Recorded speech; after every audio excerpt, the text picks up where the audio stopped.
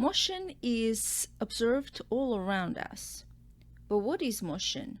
This question seems simple. However, you might have some difficulty giving an immediate answer. After a little thought, you should see that the motion has two aspects to it. One is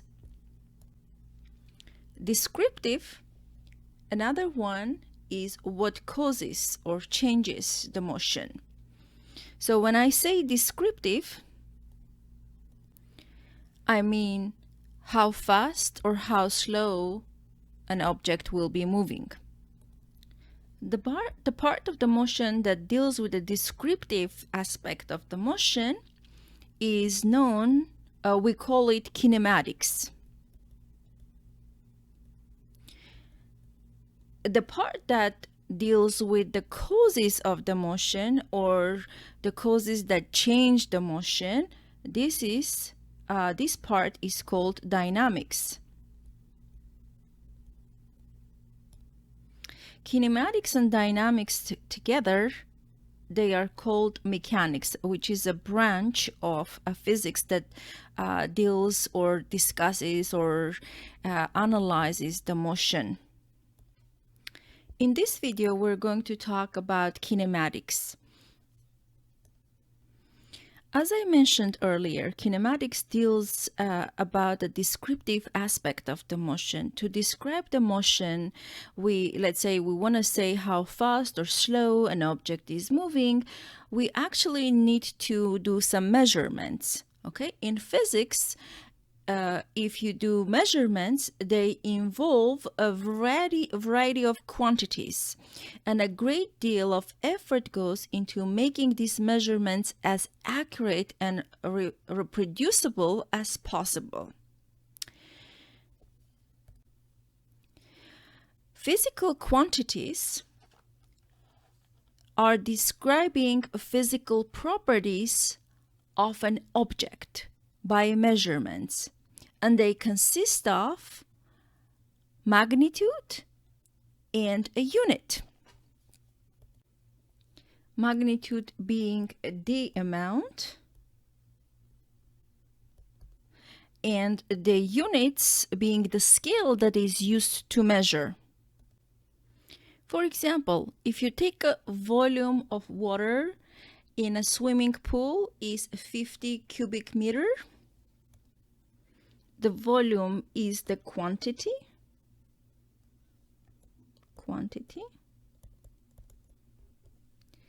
The water is the object. And 50 is the magnitude of the volume.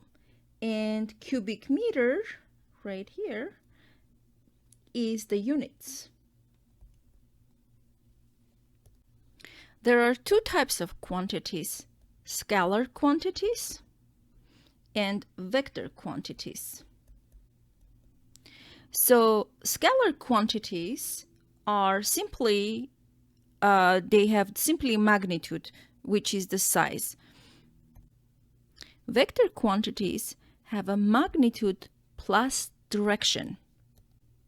Let's think of an example of a scalar quantity. Like a volume doesn't have any direction, so it's only a number. It has only a magnitude. So example of a scalar quantity will be volume. It could be the time. Time doesn't have a direction. Could be temperature. Mass. Can you think any of other? For the vector quantities, though, you gotta have a direction. Now let's try to understand. If someone says a statement, the car moved a distance of 2 kilometers. This statement is an incomplete statement. it could go left, it could go right, it could go at an angle. So we have to be a little bit more specific and give the direction, at what direction the car is going. So the better statement would be the car moved a distance of 20 kilometers in direction 30 degrees north of east. If I had to picture this situation, so I would put like the north and east. So let's start by putting this to be my north, downwards to be south. On the right we have east, and west on the left. Now let's say the car is at this point and it's moving 30 degrees north of east. That means you start from east and you go 30 degrees north of east. So this would be 30 degrees north of east. Now the car starts from here, starting point, start, and it is going north of east like 20 kilometers, 2 kilometers. So let's say it will stop here, end. When I mention start and end on my picture, it is kind of clear that which direction my car went, but because direction is an important characteristic of a vector, we use arrows to present them. This arrow is called displacement vector. Displacement, because it shows how the car is displaced from its starting point to the end point. Well, the length of the arrow represents the magnitude. So from here, from the start to end, it's corresponding to 2 kilometers. Now, to describe a motion of an object, we must be able to specify the location of the object at all times. Now, suppose a car is moving on a horizontal line. In describing a motion, it's very convenient to use Cartesian coordinates, and so usually it's convenient to place the x-axis on the horizontal and y-axis on a vertical motion. So I can place my horizontal line or straight line on the x-axis here for simplicity. And by convention, positive y is upwards and negative y is downwards, and the crossing point of x and y is the origin of the coordinate system. Now let's suppose the initial position of the car is some distance away from the origin. So this is the initial position. And we're gonna say from the origin to here, that's the initial position. Usually initial, we put a x naught in here, okay? And that is when you start your time, I'm gonna call it initial, and you start the clock. It could be time equals 0, it could be very convenient, or it could be any moment in a motion you start your clock. You start watching it. Some time passed, let's say a time 5 seconds, 5 minutes, or whatever. Let's call it time passed. The car is already in a different position. It displaced itself, and it is x at the x position. So the displacement of the car, was it from its initial position to the final position? So this red would be displacement vector. So the displacement we can define as, so let's call it a definition, define displacement to be delta x, which equals final position minus initial position. I want you to be very, very careful in subtracting this. Remember, this position vector and the displacement vectors are vector quantities, and you cannot add or subtract them as regular numbers. Later on, there would be another video on how to add, subtract, and do any operations with vectors. Sometimes the notations are different in different books. So for initial for a quantity initial conditions, we use a subscript naught, like x naught or time naught, or we could do x initial or time initial. For the final,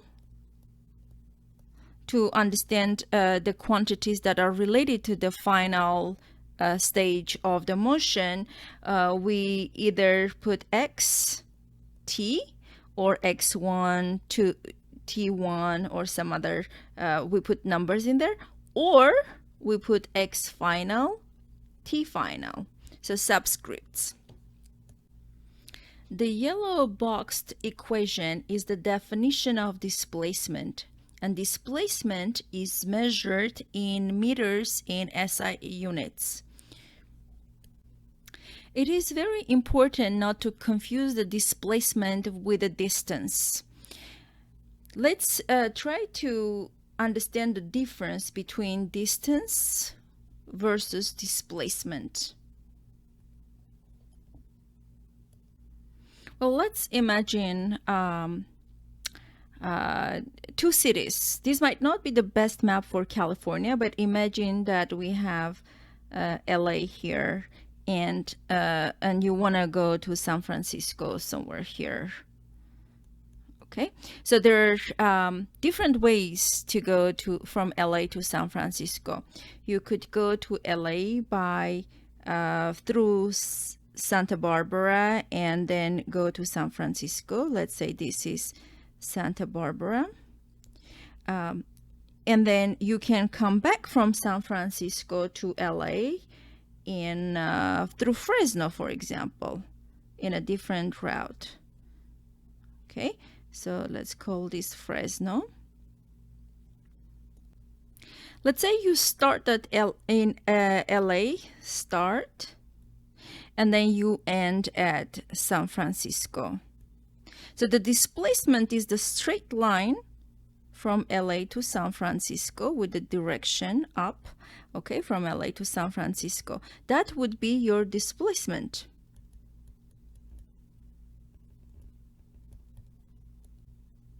But the route you took, and the mileage you collected on your car, it's the distance. You could do go to Portland and come back to San Francisco. Displacement is initial and final positions connected together. Okay, so now when you go from San Francisco back to LA, your displacement is 0, because your starting point and ending point are the same if you go from LA to San Francisco and back to LA. So let me write that in here. So if we go from LA to San Francisco and then back to LA, so this is your starting point, LA is your ending point. So your start and end points are the same, so just gives you no displacement. but I'm sure you know how much mileage you put on your car when you drive from LA to San Francisco and back to LA again. So therefore, you could have a large distance covered, but no displacement at all.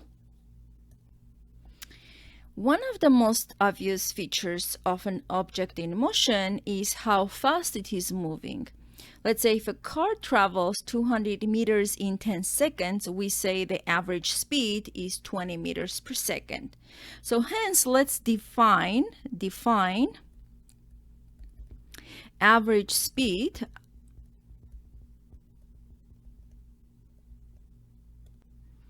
as a distance over elapsed time.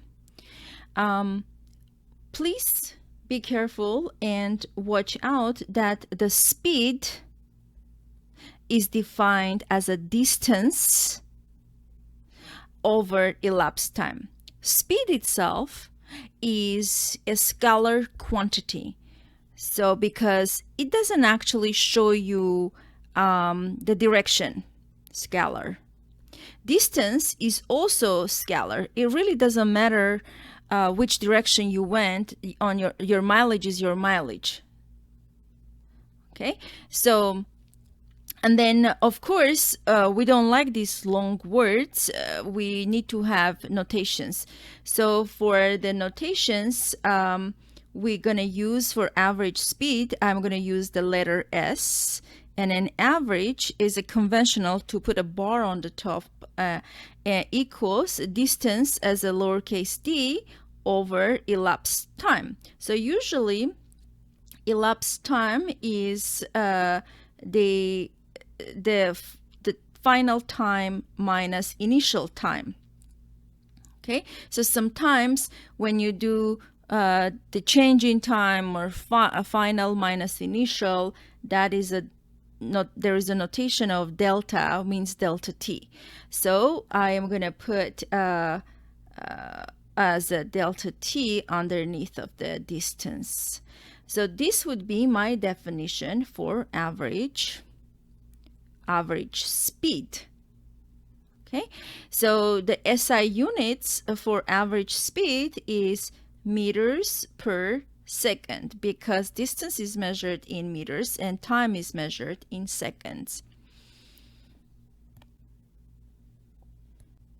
For example, let's take a look at this question. How far does a jogger run in 1.5 hours if his average speed is 2.22 meters per second? Well, let's see how do we solve this problem. Let's first understand what is given to us and set up the problem and what it is asking. So for that, I'm gonna simplify this information. So when I see 1.5 hours, the jogger ran in 1.5 hours, this is to me is the elapsed time. So I'm gonna say this should be my delta t. If his average speed, this tells me, is 2.22 meters per second, average speed is the quantity and 2.2 is the number. So average speed is the S bar, which is this number. Now, if I want to make a list of my knowns, I want to say delta t equals 1.5 hours.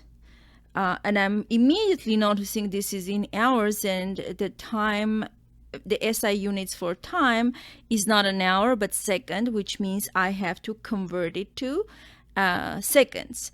So if you do your conversion, this will give us 5,400 seconds.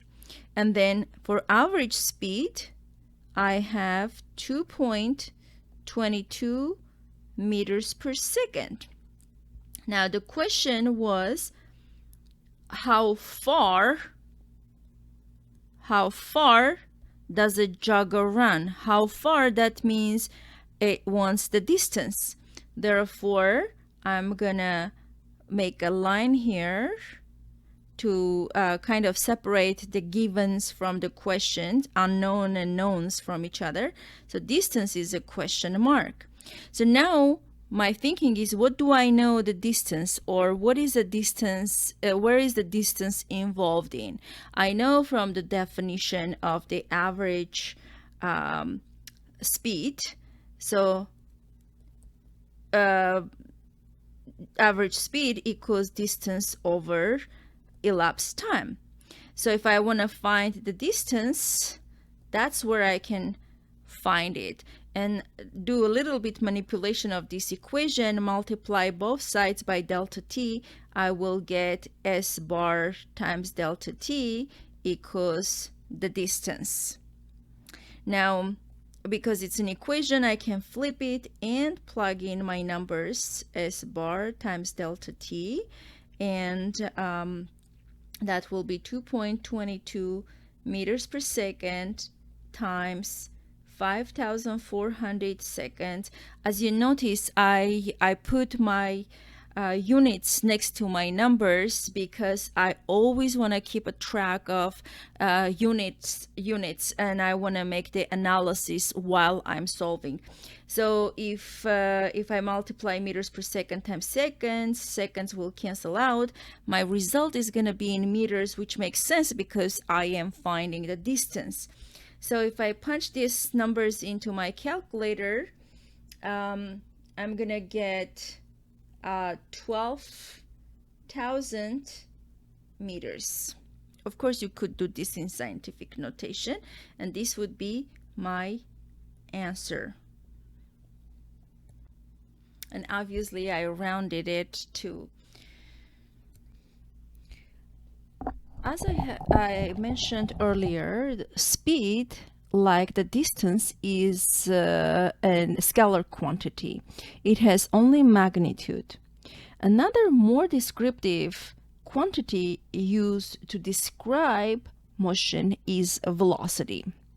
Speed and velocity are often used synonymously in everyday conversation, but the term have a different meaning in physics. Speed is a scalar and velocity is a vector. Velocity has both magnitude and direction. Unlike a speed, one-dimensional velocities can have both positive and negative values, indicating the only two possible directions, as with displacement. Velocity tells how fast something is moving and in which direction it is moving, while the speed only tells us how fast something is moving.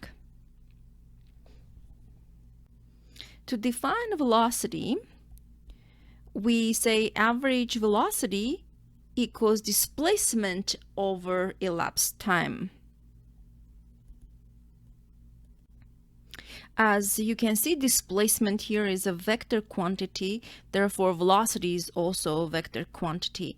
And if we want to write this in an equation form, there is a notation for velocity, and velocity can be written as a lowercase, kind of a cursive v. And because it's a vector, we put a little arrow on the top, noting that this quantity is a vector quantity, and since it's an average, I'm going to put a bar on the top. So, and that will equal displacement. We already know it's delta x, and it's a vector quantity as well. I put the arrow on the top over delta t. So the SI units for this velocity for this quantity is meters per second as well. But in a wide range of motion, velocity changes from moment to moment. To describe this change, we define an acceleration. So average acceleration is change in velocity per elapsed time. Well, to write this in an equation form, we have a notation for an acceleration as an a. usually we take the first letter of the quantity, like in a velocity, we took the first letter of the quantity. It's a kind of a common thing, but it's not always the same. So anyways, average acceleration defined as a change in velocity. Since velocity is a vector quantity, so our acceleration is going to be vector quantity, and since this is average, I'm going to put a little bar on the top, and that equals change in velocity over elapsed time. Well, when we say change in velocity, we mean final velocity minus initial velocity. So as I said, acceleration is a vector quantity, and SI units for acceleration would be meters per second square. Now, let's try to understand when can acceleration happen. Well, actually, acceleration can occur when you have velocity, change in velocity. And when the velocity can change is when the speed is changing. But let's say the direction remains the same. So now imagine you have a kind of a horizontal road, and there is a car that is moving from left to right, and as velocity is a vector, I'm gonna show this as an arrow. So I'm gonna use the blue arrows to show this. Let's say this is the velocity at a certain point. Let's say this is where the time equals 0. Okay, and the car has a velocity that equals 20 meters per second. Okay, so let's say 2 seconds later, our car is has displaced a certain distance, and it has a velocity that is 30 meters per second. So as you noticed, my arrow became a little bit longer because the arrow for a vector represents the number, so it's a 30 meters per second. As you can see, velocity has changed, it increased. Let's say at the car at the four seconds, at the 4th second, and a car at 6th seconds. So our car 4 seconds later has a velocity of 40 meters per second. Okay, a little bit longer, meters per second, and 6 seconds later the car just simply stops, which means velocity is 0. So stop, or it's at rest. We say velocity equals 0 meters per second. So if we take a quick nice look at this situation, before the 4th second from this, you have the velocity in this interval, time interval from 0 to 4 seconds, velocity increases.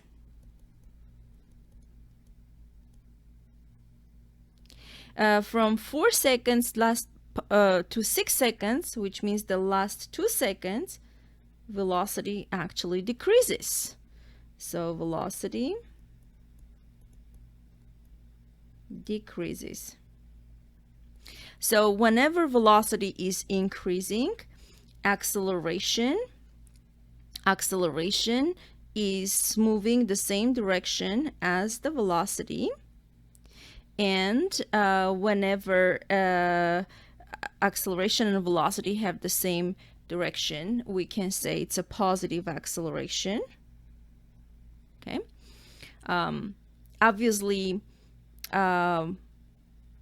we need to have a key, and we already talked about how I'm gonna imagine the x-axis and positive x by convention. I'm going to put on the right side and negative x on the other side. Therefore, acceleration going to the right is going to be positive.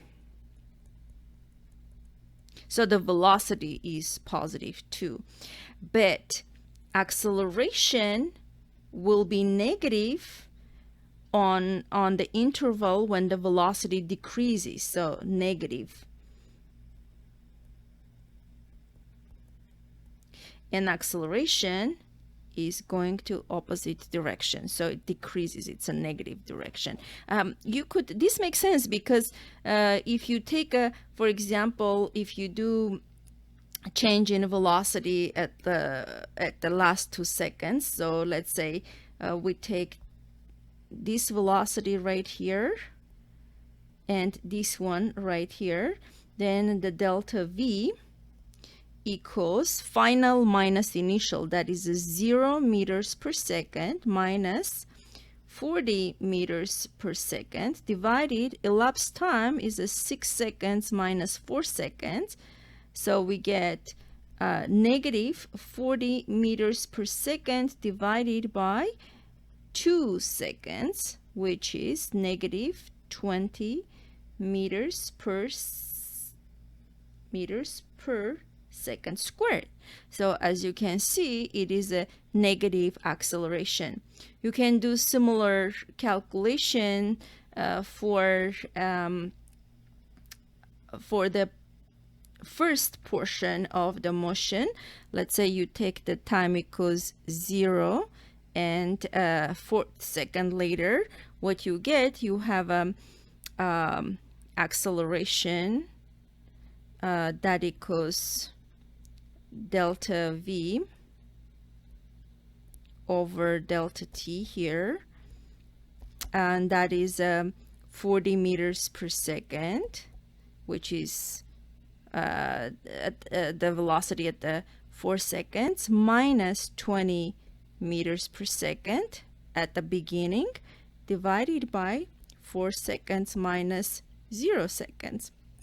That makes it 40 minus 20 is 20. 20 divided by 4 is 5 meters per second square.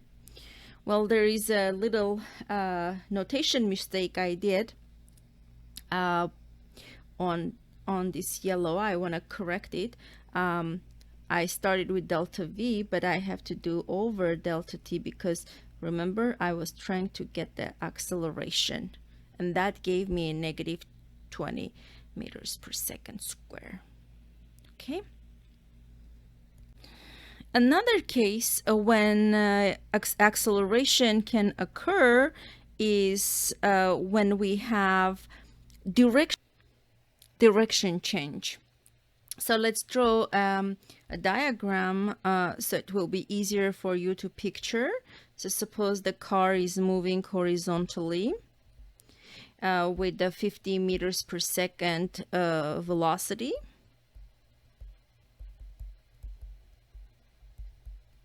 And then all of a sudden it makes let's say a right turn,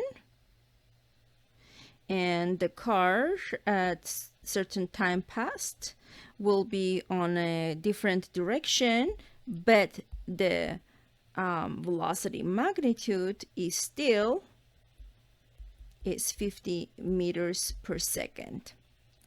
So which means the magnitude remained the same, but the direction has changed. So this is the case when we have a velocity, direction change. Now the third case is where you have velocity, magnitude, and direction change. We will get an acceleration. So the picture for that one will look like, again, the car is moving on a horizontal line with the, let's say, 50 meters per second. 50 meters per second, and all of a sudden it it does a turn, a right turn, which changes its direction. It's not going anymore straight to the east, but it is going, let's say, to the right. And also it speeds up with velocity equals 80 meters per second. So let's put velocity in here as well.